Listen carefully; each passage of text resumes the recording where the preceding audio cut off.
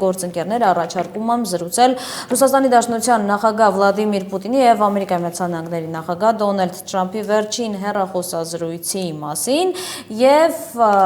Ռոբերտ կխնդրեի քո մեկնաբանությունը առհասարակ ինչպես արձագանքեց ամերիկյան մամուլը այս հեռախոսազանգին եւ ինչպես է մեկնաբանում մամուլը այն փաստը, որ զրույցի նախաձեռնողը հենց Վաշինգտոնն էր։ Այո, գործընկերներ, փորձեցի ուսումնասիրել, թե ինչ է գրում տեղական մամուլը եւ ամենակարևորն այն է, որ շատ ճիշտ նկատեցիր, Լիդիա, Վաշինգտոնի նախաձեռնությամբ է այս զանգը տեղի ունեցել, այսինքն սա խոսում է ըստ իս եւ ըստ ամերիկյան մամուլի հատկապես հանրապետականների ոչ թե համար, այլ ավելի շատ հանրապետականներին հարող մամուլի աշխատանքից եւ ձևակերպումներից, որ սա ավելի շատ երևի ազդակ է Եվրոպային, որ Ամերիկայի Միացյալ Նահանգները վարելու է իր սեփական քաղաքականությունը եւ ավելի շատ նպատակ ունի կանոնակարգել հարաբերությունները Ռուսաստանի հետ, որովհետեւ որևէ կերպով Միացյալ Նահանգները չի պատրաստվում հիմա արևելքում, մասնավորապես Իրանի հետ ռազմական գործողությունների ստերոիդին անհաջող ավարտից հետո, իր համար անհաջող ավարտից հետո մի հատ էլ վատացնի հարաբերությունները Ռուսաստանի հետ, անհամեմատ ավելի դրական են գնահատում պրոհանրապետական ԶԼՄ-ները Թրամփի եւ Պուտինի հեռախոսազրույցը, որտեղ որ ամենայն հավանականությամբ խոսվել է այն մասին, որ Եվրոպայի առաջադրած պայմանները Միացյալ Նահանգները չի պատրաստվում կատարել եւ կա մի շատ կարեւոր, ինչպես Բենյամինն է սիրում ասել, մի շատ կարեւոր նրբերանգ կա այստեղ, այն որ Դոնալդ Թրամփը արևմուտքից շարունակում է մնալ միակ առաջնորդը, միակ ղեկավարը, որը կարող է ուղիղ զրուցել եւ Զելենսկու եւ Պուտինի հետ, այստեղ եւս պետք է նշել ռուս-ուկրաինական հակամարտության վերաբերյալ ինչ դիրքորոշում ունի Միացյալ Նահանգները ի տարբերություն նախորդ ռեժիմի, այստեղ Դոնալդ Թրամփը չունի այն, այսպես ասենք, լավատեսությունը, որ Ամերիկայի Միացյալ Նահանգները կարող է աշխատել Եվրոպայի հետ եւ ծնկի բերել Ռուսաստան։ Սա որևէ կերպ ստրատեգիական տեսանկյունից ճիշտ չէ ըստ Թրամփի եւ ըստ պրոհանրապետական մամուլի։ Դեմոկրատներն անհամեմատ ավելի վատատես են, բայց չունեն որևէ իրենց ձեռքի տակ ապացույց, այսինքն ձևակերպումները հետեւյալն են. այս զանգը ոչինչ չտվեց, այս զանգը ոչինչ չարձանագրեց, ոչ մի բան չի ստորագրվել, ոչ մի բան ձեռք չի բերվել, բայց ավելի շատ այստեղ բաժակը լիքն է, քան դատարկ է, եթե այսպես ձևակերպենք, ավելի շատ բաժակը լիքն է եւ ավելի շատ այս բանակցությունները, այս հեռախոսազանգը, որ տեղի ունեցավ, այն անհամեմատ ավելի շատ է տանում դեպի խաղաղությանը եւ հարաբերությունների կանոնակարգմանը, քան հակառակը։ Այնուամենայնիվ, Ռոբերտ, եթե Վաշինգտոնը եւ Մոսկվան լեզու գտնեն, ինչ է սպասվում Հարավային Կովկասին եւ Հայաստանին ըստ քեզ։ Սա շատ լուրջ եւ շատ կարեւոր հարց է, ըստ իս վերջապես ես հույս ունեմ, որ եւ Ռուսաստանը եւ իհարկե եւ Ռուսաստանը եւ Միացյալ Նահանգները երբեք չեն ունենա այսպես ընդհանուր շահեր շատ ոլորտներում եւ տարբեր տարածաշրջաններում միանշանակ նրանք տարբեր քաղաքական վեկտորներ ունեն, բայց միանշանակ է, որ այստեղ պետք է հասկանալ, մասնավորապես եթե Կովկասի մասին ենք խոսում եւ խոսում ենք Հայաստանի մասին, այստեղ անհամեմատ պետք է խոսենք Թուրքիայի դերի եւ թուրքական աշխարհի դերի նվազեցման մասին եւ այս պարագայում Ռուսաստանը իհարկե հասկանում է, որ Թուրքիայի դերը տարածաշրջանում մեծանում է եւ իր դերը դրանով նվազում է եւ ամեն ինչ պետք է արվի, որպեսզի ուժերի հարաբերակցությունը վերադառնա իր շրջանասյուր։ Միացյալ Նահանգների համար էլ պետք է հասկանալի լինի, որ ուժեղացող Թուրքիան դա վտանգ է ոչ միայն Ռուսաստանի, այլ նաեւ Միացյալ Նահանգների համար, որովհետեւ ախորժակն ուտելիս է բացվում եւ մի օր կարող է Թուրքիան լինելով Ամերիկայի հետ ստրատեգիական գործընկեր կարող է մի օր չհամաձայնվել Միացյալ Նահանգների հետ եւ դեմ գնալ Միացյալ Նահանգների բոլոր տեսակի սկզբունքներին, ռազմական սկզբունքներին, ինչպես նաեւ այստեղ արդեն Միացյալ Նահանգներն ունենա խնդիրներ։ Հետևաբար այս պարագայում ինձ թվում է պետք է գլխավոր նպատակը երկու երկրների համար պետք է լինի տարածաշրջանում բալանսի ապահովումը Ռուսաստանի, Միացյալ Նահանգների եւ Թուրքիայի, մանավանդ որ trip նախագիծն էլ կա, եթե մեր տարածաշրջանի մասին ենք խոսում, ինչը թույլ կտա Միացյալ Նահանգները մի փոքր ավելի ակտիվ լինել մեզ մոտ։ Մի խոսքով Թուրքիայի դերի նվազեցումը պետք է լինի առաջնային մեր տարածաշրջանում եւ Ռուսաստանի եւ Միացյալ Նահանգների համար։ Շնորհակալ եմ Ռոբերտ եւ թողարկման այս հատվածում հարգելի գործընկերներ առաջարկում եմ զրուցել ձեր սիրելի թեմաներից մեկի մասին մեծ ֆուտբոլ թե մեծ քաղաքականություն որոշեք ինքներդ Դոնալդ Թրամփի եւ FIFA-ի միջև ծագած բախումը հայտնվել է ամերիկյան մամուլի ուշադրության կենտրոնում ինչու այստեղ իհարկե շատ լուրջ սարկազմի առիթ է տվել, ովքեր տեղյակ չեն շատ կարճ ասեմ, Միացյալ Նահանգների հավաքականի հարձակվողը կարմիր քարտ էր ստացել ուղիղ, ինչը նշանակում էր, որ նա պետք է բաց թողներ Բելգիայի հավաքականի հետ խաղը, բայց Դոնալդ Թրամփի մեկ հեռախոսազանգը փոխեց ամեն ինչ եւ ինչ որ կետ գտան կանոնակարգում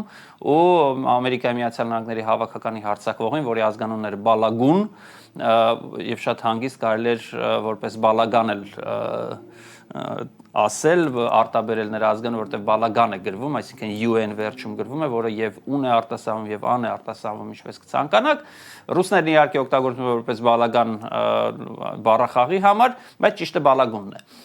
Բալագունը վերադարձավ կազմ Միացյալ Նահանգների հավաքական եւ Միացյալ Նահանգները շատ լուրջ պարտություն կրեց Բելգիայից 1-4 հաշվով եւ սա, ինչպես ասում են, կարմա էր։ Բայց ինչպես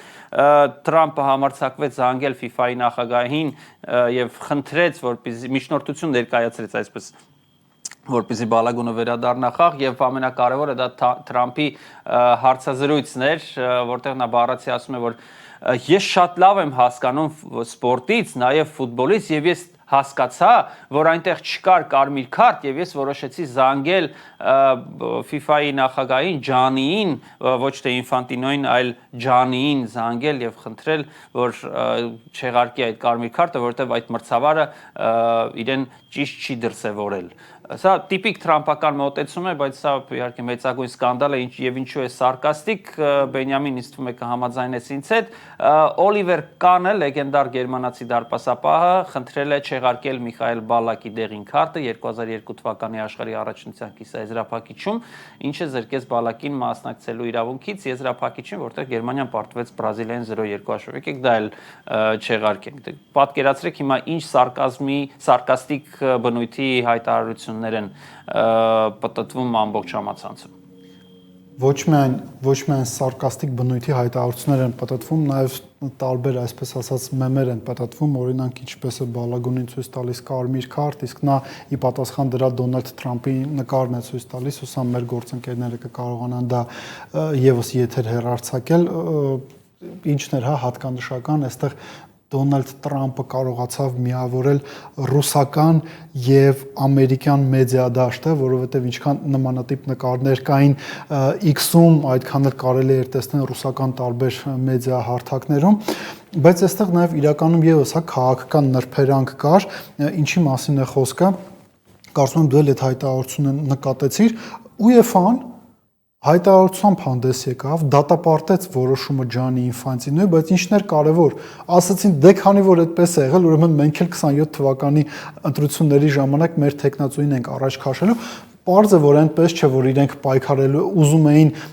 Բելգիայի համար ապահովել հավասար պայմաններ, իրենք Ջանի Ինֆանտինոյի այս մեղմ ասած սայթակումը, իրենք օգտագործում են իրենց քաղաքական խնդիրը լուծելու համար, այսինքն UEFA-ի նոր ներկայացուցչին դարձնել FIFA-ի նախագահ, այսինքն ցավոք սրտի էս անտեր ժողովրդի լեզվով ասած քաղաքականությունը ինքը ամեն տեղում էլ կա եւ սա դրա դրսեւորումներից ընդամենը մեկն էր, այսինքն UEFA-ն պարզապես փորձում է սայթակումը օգտագործել ընդդեմ Ջանի Ինֆանտինոյի Լիզայի հետ հաղորդման առաջին մասում խոսում ենք նաև դրա մասին, չէ՞ որ Փաշինյանն էլ ընդդիմության սայթակումն է օգտագործում եւ հիմա ձերբակալություններ է անում UEFA-ն պարզա Ջանի Ինֆանտինոյին չի կարա ձերբակալի կամ Ջանի Ինֆանտինոյի ընտանի կենթանիներին ոչնչացնի, բայց իր ուժերի չափով ինքը հիմա փորձելու է խնդիրներ ստեղծել Ինֆանտինոյի համար։ Ինչ կասես սրա վերաբերյալ։ Այո, Բենյամին,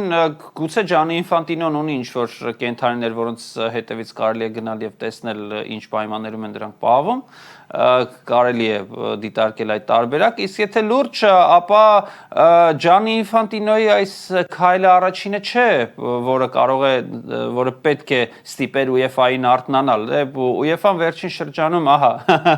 շատ ուժեղ նկար է իսկապես սա, եւ անմիջապես հետո տանում է ձեռքը գրպան եւ հանում է դեղին քարտ։ Ճիշտ, մոտավորապես ես հայկական ֆուտբոլի վերաբերյալ այսպիսի մի տարբերակ կարող եմ ասել, որ ոչ թե ֆուտբոլիստը ինչ որ մեկի նկարն է ցույց տալիս, այլ ասում է ես հորս արև խախտում չեմ արել եւ այդ ժամանակ խախտումը չեղարկում են։ Դա հայկական ֆուտբոլի իրողությունն է, ես սա